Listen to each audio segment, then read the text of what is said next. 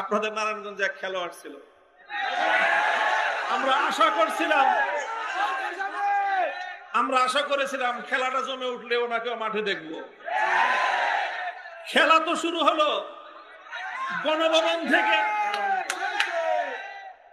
গণভবন থেকে অসহায় ভাবে উনি বলতেন আপা নেত্রী, কত কিছু বলতেন। উনি করুণ ভাবে চোখের পানি ছেড়ে গণভবন থেকে বাংলার মাটি স্পর্শ করতে পারে নাই, তাকে আকাশে উড়ে দাদা বাবুদের দেশে চলে যেতে হলো। মাঠেও পেলাম না, আকাশেও পেলাম না, পানিতেও পেলাম না ওই খেলোয়াড় কোথাও।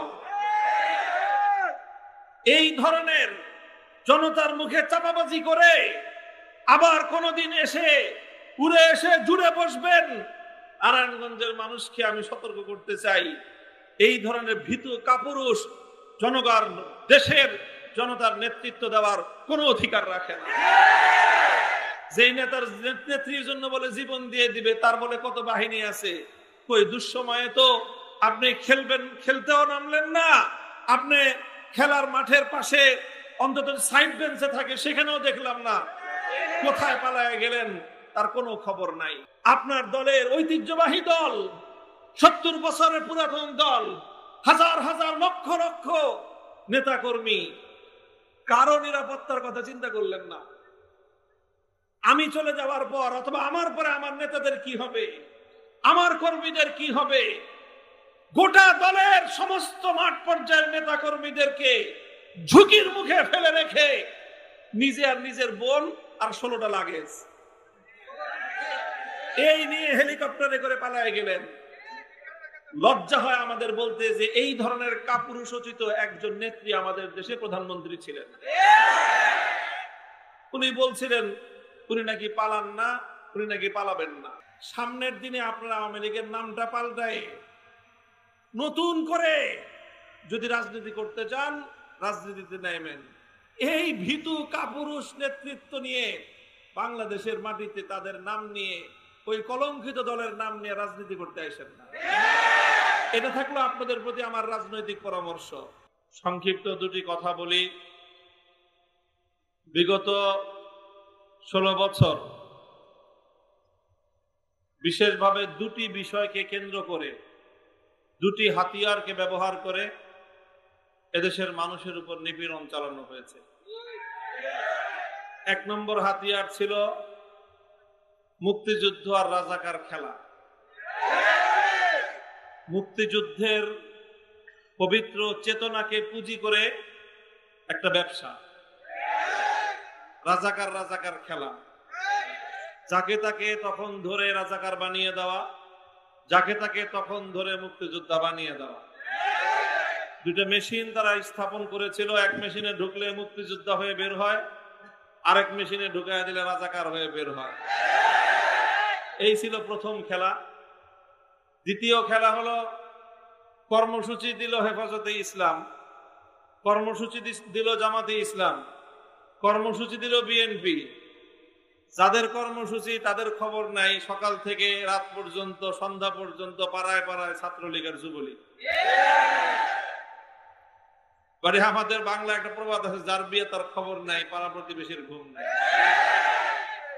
এই যে ছাত্রলীগ, যুবলীগ, তারপরে জন্ম নিল হলো হেলমেট লীগ, তারপরে হলো পুলিশ লীগ। এইভাবে সব জায়গায় লীগ বানায় দিয়ে সমস্ত ধর্ম, সব শ্রেণীর পেশার মানুষকে অতিষ্ঠ করে তুলেছে। শেষ পর্যন্ত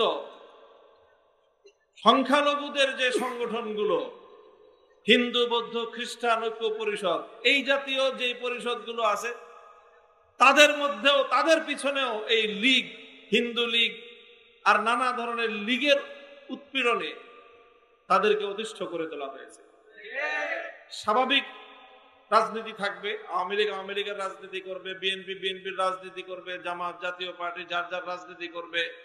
আমরা আমাদের আদর্শ প্রতিষ্ঠার যে বক্তব্য আমরা তুলে ধরি সেটা নিয়ে আমরা রাজনীতি করব। আমাদের বক্তব্য আমরা দেব, তোমাদের বক্তব্য তোমরা দেবা। আমাদের কর্মসূচি আমরা পালন করব, তাদের কর্মসূচি তারা পালন করবে। সুষ্ঠু সুন্দর একটা রাজনৈতিক পরিবেশ থাকবে। কিন্তু এই হেলমেট লীগ, হাতুড়ি লীগের জ্বালায় 14 বছর পর্যন্ত, 16 বছর পর্যন্ত এই ধরনের কোন সুষ্ঠু সাধারণ রাজনীতির পরিবেশ পর্যন্ত ছিল না। এই দুইটা হাতিয়ার ব্যবহার করে ভিন্ন মতাবলম্বীদের কর্মসূচির দিনে তাদের দলীয় গুন্ডা পান্ডাদেরকে নামায় দিয়ে রাজপথ দখল করার একটা অবৈধ রাজনৈতিক কালচার বাংলাদেশে তারা শুরু করেছিল। আল্লাহ পাক এই দুই হাতিয়ার দিয়ে তার পতন ঘটাইছেন।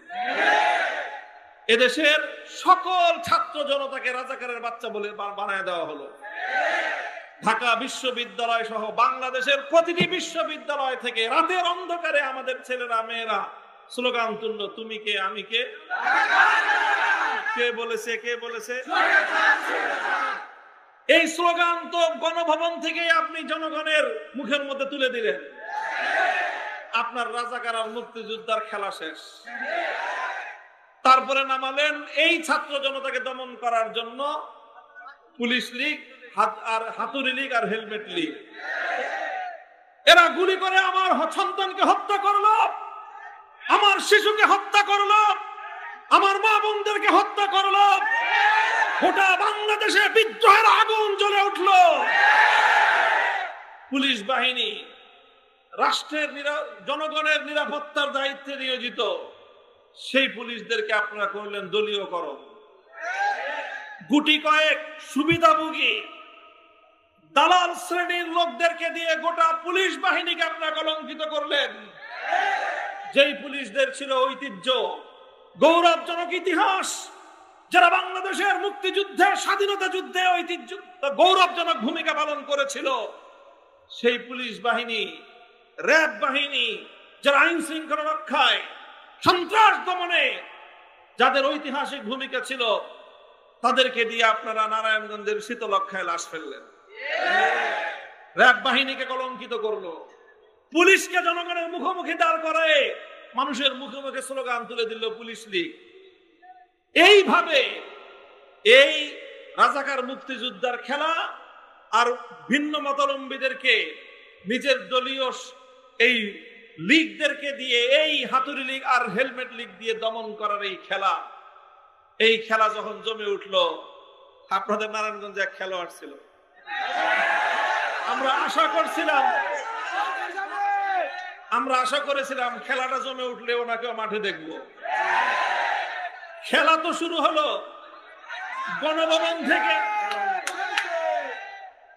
গণভবন থেকে অসহায় ভাবে উনি বলতেন, আপা নেত্রী, কত কিছু বলতেন। উনি করুণ ভাবে চোখের পানি ছেড়ে গণভবন থেকে বাংলার মাটি স্পর্শ করতে পারে নাই, তাকে আকাশে উড়ে দাদা বাবুদের দেশে চলে যেতে হলো। মাঠেও পেলাম না, আকাশেও পেলাম না, পানিতেও পেলাম না ওই খেলোয়াড় কোথাও। এই ধরনের জনতার মুখে চাপাবাজি করে আবার কোনদিন উড়ে এসে জুড়ে বসবেন, নারায়ণগঞ্জের মানুষকে আমি সতর্ক করতে চাই, এই ধরনের ভীতু কাপুরুষ জনগণ দেশের জনতার নেতৃত্ব দেওয়ার কোনো অধিকার রাখে না। যেই নেতার নেত্রীর জন্য বলে জীবন দিয়ে দিবে, তার বলে কত বাহিনী আছে। কই দুঃসময়ে তো আপনি খেলতেও নামলেন না, আপনি খেলার মাঠের পাশে অন্তত সাইড বেঞ্চে থাকে, সেখানেও দেখলাম না। কোথায় পালায় গেলেন তার কোনো খবর নাই। প্রিয় দেশবাসী, আমরা এই কথাগুলি বললাম যাতে ভবিষ্যতে আর কোনো এরকম হেলমেট দল তৈরি না হয়, কোন হেলমেট লীগ যেন আর তৈরি না হয়। পুলিশরা বাহিনী হিসেবে বাংলাদেশের মানুষের কল্যাণে নিয়োজিত। অল্প কিছু অফিসারের দায়, তাদের অপরাধের দায় গোটা বাহিনী বহন করতে পারে না। আজ পুলিশ বাহিনীর সদস্যরা যাদের দায়িত্ব ছিল জনগণের নিরাপত্তা দেওয়া, আজকে তারা সবচেয়ে বেশি নিরাপত্তাহীনতায় ভুগতেছে। আমি যখন আজকে বের হই জুমার আগে, আমার কাছে একটা থানার পুলিশের একজন এসআই আসছে, সে এসে আমার কাছে নিরাপত্তা চাইতেছে, বলে যে হুজুর আপনারা একটু জনগণকে বলে দেন তারা যেন পুলিশদেরকে খুঁজে খুঁজে এইভাবে না পিটায়। তা আমি যখন আসছি আমাকে রাস্তায় পরিচয় জিজ্ঞাসা করে, আমি তো নিজের পরিচয় দেই না। এই যে অবস্থাটা, যেই পুলিশের দায়িত্ব ছিল সারা দেশের মানুষের জানমালের নিরাপত্তা নিশ্চিত করা, রাষ্ট্রের একটা ভুল পলিসি, ক্ষমতাসীন দলের ভুল পলিসি আজকে সেই পুলিশ বাহিনীর মান সম্মান, তাদের জান মালের নিরাপত্তা কোথায় নিয়ে নামালো। এর জন্য শেখ হাসিনাকে এবং তার সরকারকে এবং তার দলকে 100 বছর পর্যন্ত বাংলার মানুষের কাছে জবাব দিতে হবে। যে সকল বাবারা মায়েরা সন্তানকে পুলিশে চাকরি করতে পাঠিয়েছিল, যেই আমার সন্তান পুলিশ বাহিনীতে যোগ দিয়ে দেশের সেবা করবে, জনগণের নিরাপত্তার দায়িত্বে নিয়োজিত হবে, সেই মায়ের সন্তান আজকে লাশ হয়ে মায়ের কোলে ফিরে গেল। যে সন্তানের চাকরির উপর নির্ভর করে তার গোটা পরিবার দুমুঠো আহার মুখে তুলবার স্বপ্ন দেখত, আজ সেই সন্তানের লাশ নিয়ে তারা আহাজারি করছে। এই বোঝা কিভাবে আপনারা বহন করবেন? আপনার দলের ঐতিহ্যবাহী দল, 70 বছরের পুরাতন দল, হাজার হাজার লক্ষ লক্ষ নেতা কর্মী, কারো নিরাপত্তার কথা চিন্তা করলেন না। আমি চলে যাওয়ার পর অথবা আমার পরে আমার নেতাদের কি হবে, আমার কর্মীদের কি হবে? গোটা দলের সমস্ত মাঠ পর্যায়ের নেতা কর্মীদেরকে ঝুঁকির মুখে ফেলে রেখে নিজে আর নিজের বোন আর 16টা লাগেজ এই নিয়ে হেলিকপ্টারে করে পালায় গেলেন। লজ্জা হয় আমাদের বলতে যে এই ধরনের কাপুরুষোচিত একজন নেত্রী আমাদের দেশে প্রধানমন্ত্রী ছিলেন। উনি বলছিলেন উনি নাকি পালান না, উনি নাকি পালাবেন না। সামনের দিনে আপনারা আওয়ামী লীগের নামটা পাল্টায় নতুন করে যদি রাজনীতি করতে চান, রাজনীতিতে নেমেন। এই ভীতু কাপুরুষ নেতৃত্ব নিয়ে বাংলাদেশের মাটিতে তাদের নাম নিয়ে, ওই কলঙ্কিত দলের নাম নিয়ে রাজনীতি করতে আসেন না। এটা থাকলো আপনাদের প্রতি আমার রাজনৈতিক পরামর্শ। আর আপনাদের নেতা যে কথা বলেছেন যে দল ভুল করেছে, দলের নেতৃত্ব ভুল করেছে, দলের নেতারা খালি খেলতে ডাকছে, কিন্তু তাই বলে দলের মাঠ পর্যায়ের সকলেই তাদের এই অন্যায় এবং অপরাধের দায় নেবে না। এটার ক্ষেত্রে প্রত্যেক ম্যান টু ম্যান ব্যক্তি হিসেবে মূল্যায়ন করতে হবে। যাকে দেখেছেন এলাকায় বিগত 16 বছর মাস্তানি করতে, সাধারণ মানুষের উপর জুলুম করতে, অত্যাচার করতে, তাকে ব্যক্তি হিসেবে তার বিচার করবেন। কিন্তু যে আওয়ামী লীগ করেছে ঐতিহ্যবাহী দল হিসেবে, মুক্তিযুদ্ধে নেতৃত্ব দানকারী দল হিসেবে আওয়ামী লীগ করেছে, কিন্তু কোনোদিন মানুষের উপর জুলুম করে নাই, বরং রাষ্ট্রীয় দল ক্ষমতাসীন দলের একজন দায়িত্বশীল হিসেবে মানুষের সেবা করেছে, মানুষকে আশ্রয় দিয়েছে, মানুষের পাশে দাঁড়িয়েছে। ওই সকল মুরব্বীদেরকে আরো বেশি শ্রদ্ধা করবেন, তাদেরকে সম্মান দিবেন। তাহলে ইনশাআল্লাহ আমাদের দেশ, আমাদের জাতির মধ্যে যেই অস্থিরতা, অরাজকতা, অস্থিতিশীলতা বিরাজমান, এটা ইনশাআল্লাহ অচিরেই আবার স্বাভাবিক হয়ে আসবে।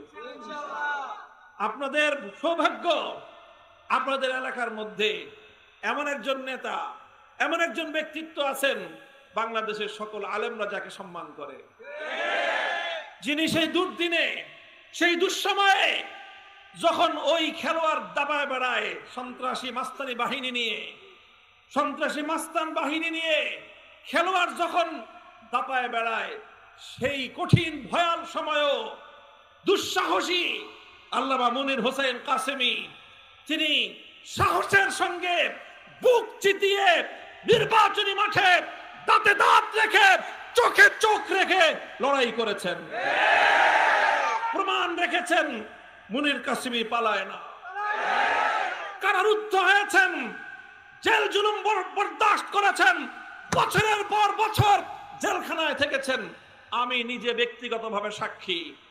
আপনাদের এলাকার বড় বড় নেতা নেত্রীরা মুনির হোসেন কাসেমি সাহেবের কাছে জেলখানায় আপোষের প্রস্তাব পাঠিয়েছেন।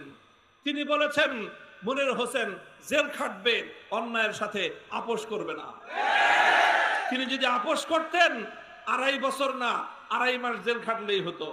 আমি নিজে দেখা সাক্ষী বললাম। কাজে এই ধরনের একজন দায়িত্বশীল জনগণের সেবক, সাহসী মানুষ এলাকায় থাকতে আপনারা দলমত নির্বিশেষে, আমি বলবো বিএনপি, আওয়ামী লীগ, জাতীয় পার্টি, জামাতে ইসলামী, হেফাজতে ইসলাম, আপনারা সকলে আমাদের যারা আমরা আছি দেওবন্দি সুন্নি সব ভেদাভেদ ভুলে আজ এ মঞ্চে যেভাবে আমরা একাকার হয়েছি এইভাবেই আগামী দিনগুলোতে আপনারা আপনাদের এই ব্যক্তিত্বকে সামনে রেখে অগ্রসর হবেন। ইনশাআল্লাহ এলাকার সমৃদ্ধি আসবে, আমাদেরকে বারবার আপনাদের পাশে পাবেন। ইনশাআল্লাহ আগামী দিনে দেশ গঠনে, জাতি গঠনে, সন্ত্রাস নির্মূলে, চাঁদাবাজি নির্মূলে, যে কোনো ন্যায় এবং ইনসাফ প্রতিষ্ঠার এই সংগ্রামে আপনাদের সঙ্গে আছি। থাকবেন তো ইনশাআল্লাহ। আসসালামু আলাইকুম ওয়া রাহমাতুল্লাহ।